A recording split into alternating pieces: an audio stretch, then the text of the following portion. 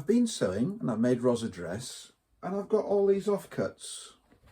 Fabric in Regency times was very expensive. So if you had something left over, you had to make something from it. Maybe you could make this. The great thing about waistcoats is that they don't take up much patterned fabric. All you see is the front, and at the back, it's just plain cotton. I've been using the same pattern for quite a long time. This is not a sponsored video, but I use the Laughing Moon pattern number 125. That's the men's Late Georgian vest. In America, it's called a vest. In Britain, it's called a waistcoat. This is one I've made earlier, so let's have a look at it and see the way that it's made up. You have two pieces which go to make the front, and you have the pocket welts, which are separate pieces. See how their patterns match, and we'll talk about that later. The whole thing's lined, so you have two layers. The front, therefore, is made up out of three pieces. 1, 2, 3. There's lining all around, there, there and there. And then round on the back, well, we've forgotten the collar, haven't we? The collar is made of 4 pieces. 1, 2, 3, 4. And the back on the outside is plain white cotton, to which are sewn the laces. There's a little vent at the back, and we'll talk about how to turn that corner there when we're sewing it up. So it's not a huge project and doesn't take a huge amount of fabric. Here are my offcuts folded in half to help us visualise whether it's going to be possible or not. Now, here we have our long thin strip, and the problem is it's not wide enough to be able to get our vertical stripes for the collar. So we're going to have to piece it together.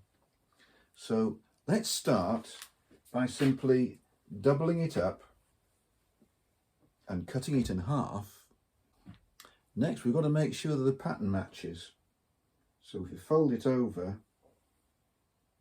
and make sure we've got a good match on the patterns. And bear in mind that these repeats are going to be going up, so they need to be level as well. Now, I'm not going to do this all the way through because it's painstaking, but we'll match it all the way up. The next is our smallest piece, which we can use for the pocket welt and facing, and also the hem lining. So there we go. 1, 2, 3. It's going to be tight, but I reckon we can make it work. And then we've got the larger piece. And out of the largest piece, we have to get the front facing and then the front. Wow! Yes. With a bit of care, we can make that work. And finally, we have that long strip that I had to piece together. Do you remember it was a long piece like that? So, what we need is the collar. And we can get the 4 bits of the collar out of this. Just enough. Let's hope that the pattern gods are with us and that we can make sure that all the stripes are going to match up with each other. All cut out. But really important, we have to put some tailor's tacks in. This is the point where the collar turns. I always do my tailor's tacks in red to make them stand out from the rest of the material. So let's mark them now, and then we won't forget them.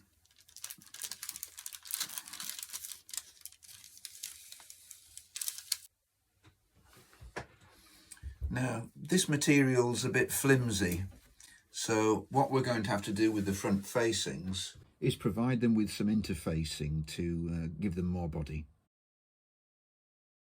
So there's some interfacing on them.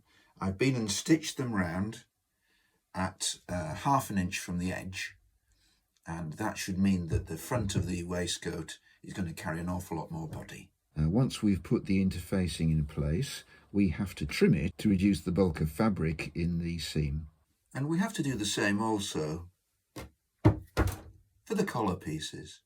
Okay, remember the plain white material I mentioned before? There for the back laces. 2 of those for the pocket lining. 2 of those for the front lining. And 4 of these for the lining and the back.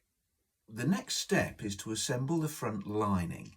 Now this consists of 3 pieces that have got to be patched together, which will form this piece here on the inside. So here are the pieces I've got to work with. I've got my vest front facing with its interlining. I've got my ordinary lining, just a plain white cotton. And then I've got my piece ready to cut out. But of course, I've only got this left. Yep. Is it wide enough? Yep. Great. So we can cut it out. We can then sew that, which is the hem facing, to the front lining. There we are. Next thing to do is to add the front facing and then sew the 2 together, after which you end up with these 2.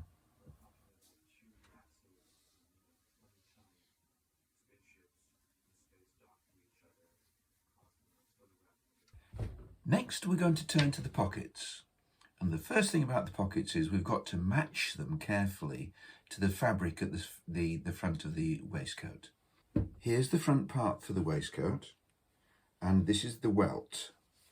Eventually it'll be folded over, so what we have to make sure is that we've got the pattern matching and that the pattern is centralized on the welt itself.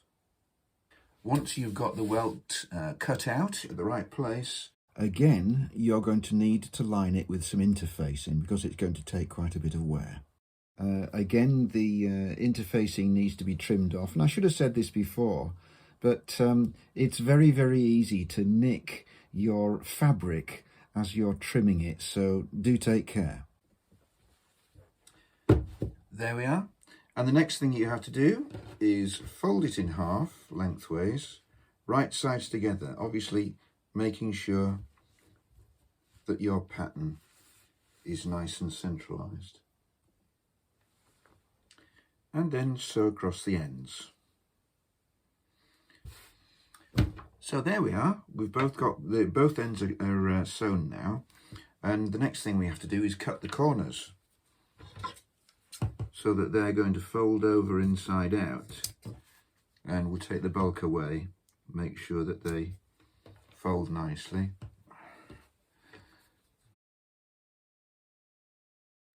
There we are. Now we've got to go off and we've got to press those.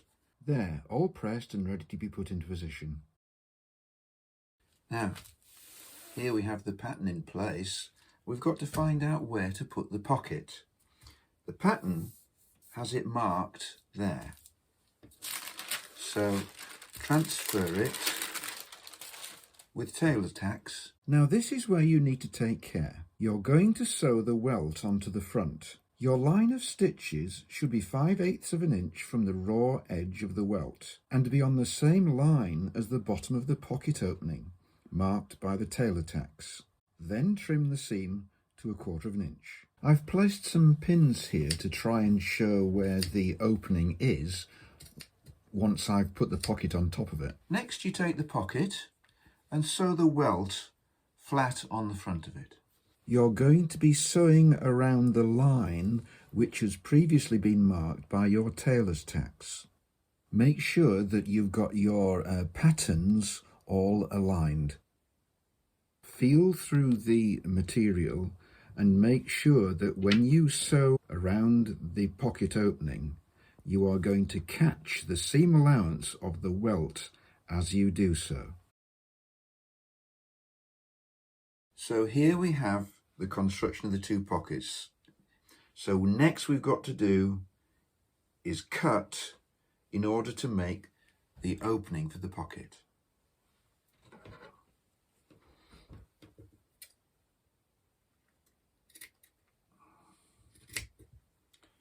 As you reach each end, stop and then make an angled cut to the corner of your stitching.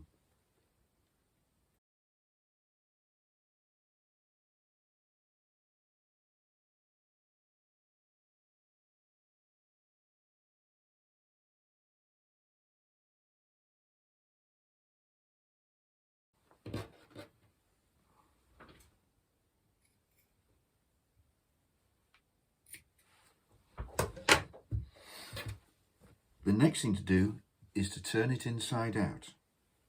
I'd put some basting to keep everything in place whilst I was sewing it up, but I've removed that now, and so what you do is you push the pocket through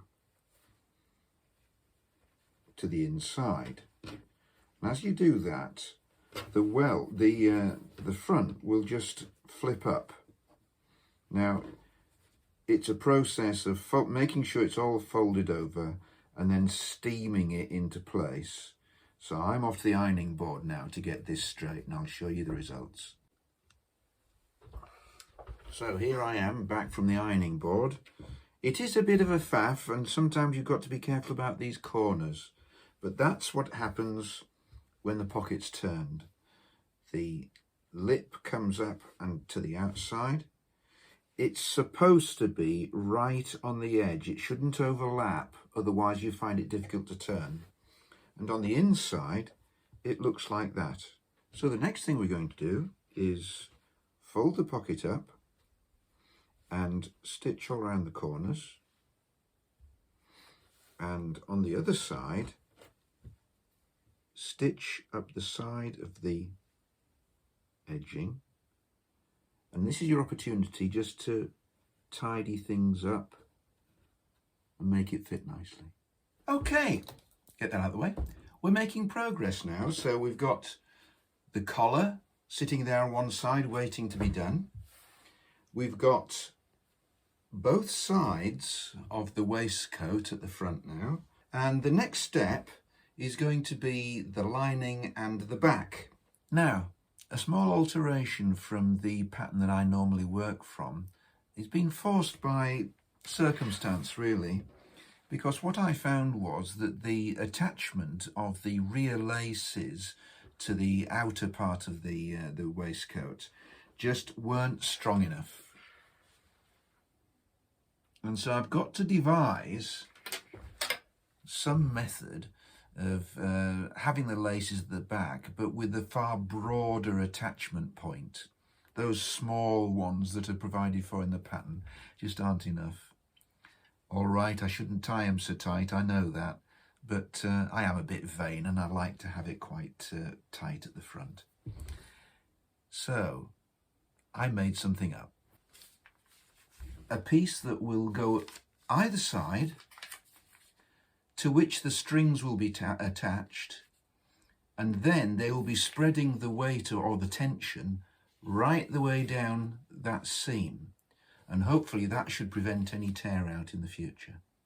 And what are we going to fit into that? The strings. So those strings are folded in half and sewn along their length, and what we have to do is turn them.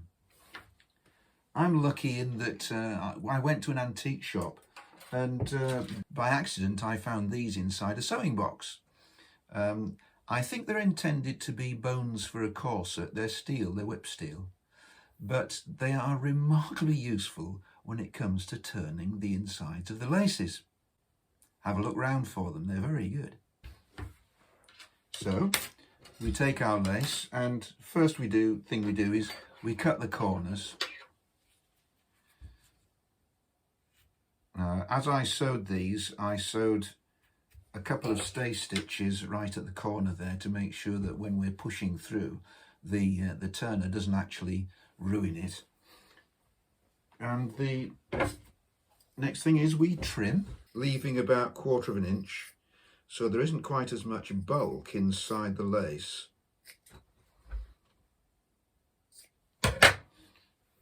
So the next step is the worst bit, and I absolutely hate this. I don't know about you. Let me know in your comments if you like. Starting the turning of a lace drives me bonkers, so I won't subject you to that. So bear with me a second. There, after a bit of cursing and swearing, I've got it started, and then you just run it down. Now try to avoid bunching it up at the bottom, otherwise it tends not to want to go very well. But there we are. And that little metal prod makes life so much easier. So here we are. We've got the 2 pieces of the lace holder, for want of a better description. And if we place the laces in between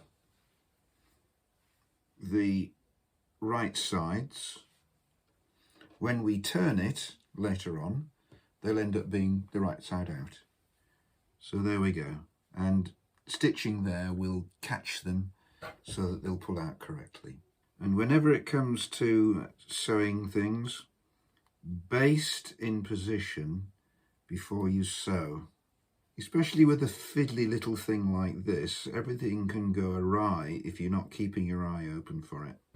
If you're wondering whether I use the sewing machine or I hand sew all the way through, I'm a bear of very little brain. I'll do whatever's easiest. But I find that I hand sew the bits that need looking at in a fiddly way. And then if I've got a great long seam to do, I'll use the machine. Once you've sewn it and then trimmed the seams to 1/4 of an inch and snip them to make sure that they're going to curve through when they're turned and not leave a whole load of ruckles, hopefully what we'll end up with is a nice strong strap to hold things. There we are then. We've got them both made, and the next step is to fix them onto the backs, which are here.